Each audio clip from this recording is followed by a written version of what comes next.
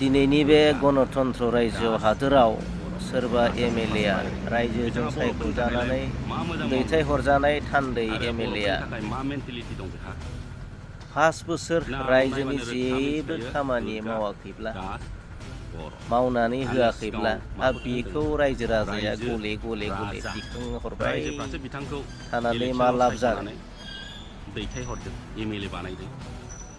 रायजो राजा नोंथांमोन लाब जागोन ना जोङो जोंनि ओनसोलनि जौगानायनि थाखायसो जोङो दैथायहरो जोङो जोंनि ओनसोलाव लामा गैया दालां गैया लोंनाय दै मोजां गैया बायदि बायदि आसनि स्किम लाबोनो थाखायसो बानायना होफैनो थाखायसो जोङो दैखांहरो आरो जेबो खामानि जुदि मावाब्ला बेखौ आरो 5 बोसोरनि थाखाय बेखौ सायख'बावगोन बेखौ आरो दिखांहरबावगोन बियो बेसे जाथावना बेसे गनायथावना बियो रायजो राजा नोंथांमोन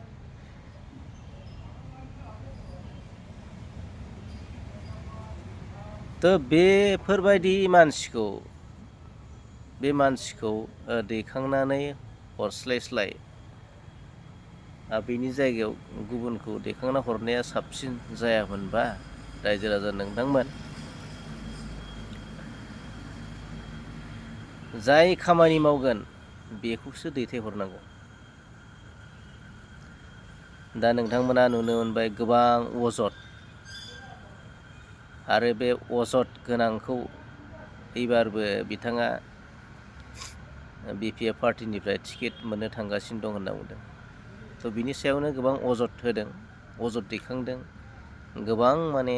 कमप्लेन थ' जेरैखि जाया माने रायजो राजाफ्रा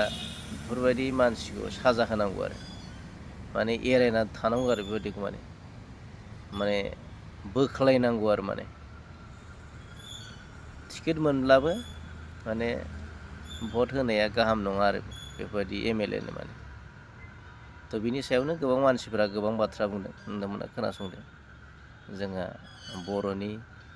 इउटुबार आलफ्रिड फंबायाबो रायजो राजाखौ सांग्रां खालामदों खावलायदों खोनासंदो दुर्गा दास बर' दासासो फार्स्ट प्रायरिटि बिथाङा बर'फोरनि थाखायलाय मा मोजां मावनो आरो बर'फोरनि थाखाय मा मेन्टेलिटि दं बेहा नामाव नायबानो रोखा मिन्थिखायो दुर्गा दास बर' आङो सिगाङाव माखौथो होनदोंमोन रायजो राजा रायजोफ्रासो बिथांखौ इलेक्सनाव सायख'नानै दैथायहरदों एमएलए बानायदों दा बिनि दायित्वआ सोर दा नोंथांमोनहा रोखायै नुखाबाय दा नै फैगौ इलेक्सन फैगासिनो दं 2026 बिथांखौ देरहाहोआबानो जाबाय रोखा आं बुंनानैथ' जेबो जाया बिथांमोनहा जाय रायजो राजाफ्रा बिथांखौ भट होनानै देरहाहोदोंमोन बियो बिथांमोननिसो दायित्व आंनि खामानिया जास्ट फोरमायनानै होनाय पाब्लिकफोरखौ बुजिहोनाय बेल' रोखायैनो बिथांखौ फेजेनदो बिथाङा जुदि जोंनि हारिनि एगेन्स्टै बेफोरबायदि बुंदोंबा रोखा फैगोन इलेक्सनाव बिथांनो भट दाहोसै बिथांखौ जेनहोदो बेनोसै आरो